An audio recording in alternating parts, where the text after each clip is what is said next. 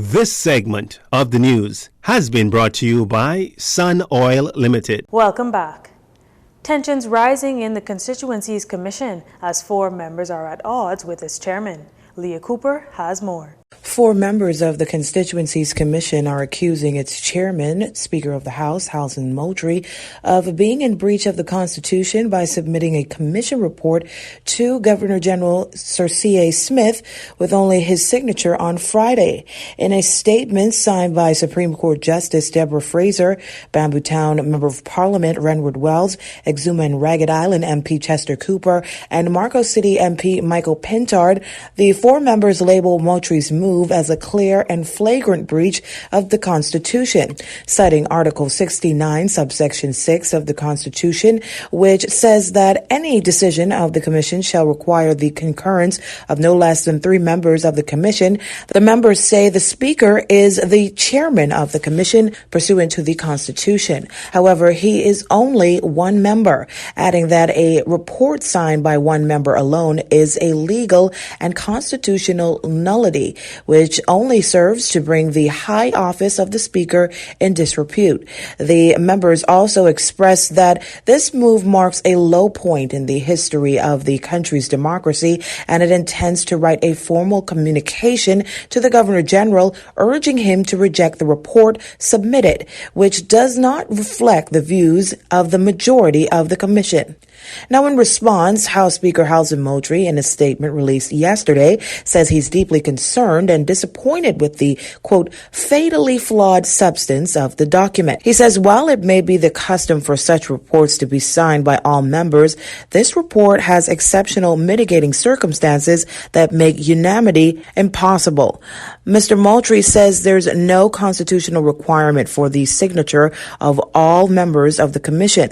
He adds that the Constitution mandates that the Speaker is the chairman of the Commission. He is the communicator of the Commission. He says the requirement of the chairman's signature on any documents communicating decisions of the Commission should be obvious. Mr. Moultrie says while he has no doubt that the purported penman of this document can read, it is pretty obvious that the author cannot read law. Mr. Moultrie says Article 69(6) of the Constitution is a provision in the event unanimity cannot be attained, but there is no constitutional provision for the silencing of dissenting voices, which was the goal motivating the majority and another bone of contention in several meetings. Dissenting voices have a right to be heard, he says.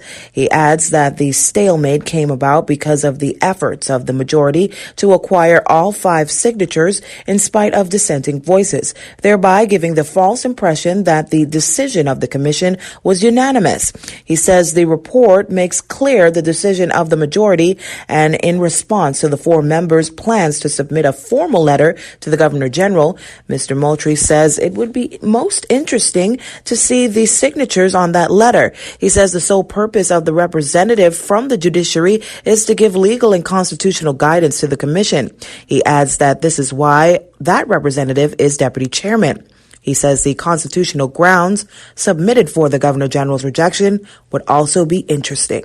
Reporting for Jcn News, I'm Leah Cooper. A video of an apparent armed robbery has gone viral on social media. The video showing a brief struggle between 2 males, the perpetrator hitting the victim with what appears to be a weapon and then escaping via vehicle with what appears to be a small bag.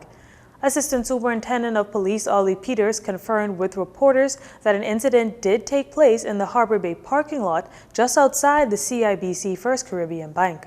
We're aware of that robbery at Harbor Bay where a gentleman went to make a deposit and he was accosted by a male who was in a small vehicle. The video will be of some assistance to us, and I can assure members of the public and that individual in due course we should have someone in custody who will be placed before the court for this incident. Now, ASP Peters also sends this message to what he calls would-be criminals. And I want to warn these would-be criminals that the members of the public are tired of you. They are taking the courageous step and reporting you, who are brandishing your firearms and who are going about conducting these heinous acts. You're going to be caught.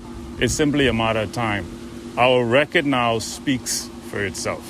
You would see in the matters that would have happened recently with respect to the homicide how these matters are being brought before the court, and that's because of technology and the aid of members of the public. ASP was not able to give any more details related to the robbery, but assures that police are on the case. You're watching Jcn News. Stay with us. This segment of the news is brought to you by Sun Oil Limited.